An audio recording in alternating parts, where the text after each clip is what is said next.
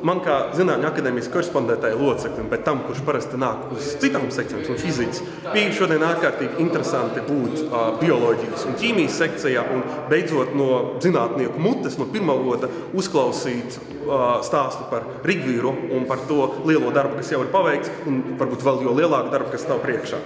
Es domāju, gan profesors Baltiņas, gan profesora Kalviņa referāti ir ļoti spēcīgi un pārliecinoši.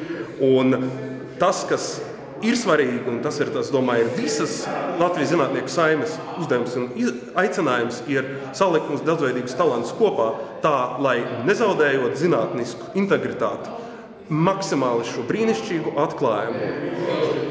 Profesors Ainis Mucenietis atklāt onkolītisko vīrusu vēst par labu cilvēkiem, jo šīs nav stāsts par akadēmiskām formulām, šīs nav stāsts par zinātniskiem rakstiem, šīs ir stāsts par cilvēku dzīvībām. Un ja mums ir dots cilvēkiem dot dzīvību, tas ir augstākais aicinājums. Un es domāju, sevišķi labi ir tas, un to varēja vērot pēc garām, brīžiem ļoti emocionālām diskusijām, ir tas, ka mēs sanākam kopā no dažādām nozarēm, un tur varam viens otru papildināt, katrs ar savu stiprāko pusi. Tā kā es domāju, ka viss, ko mums māte daba ir devusi šajā zemē, ir jāprot gudri izmantot, un atslēga tam ir darboties godīgi, taisnīgi un galvenais kopā.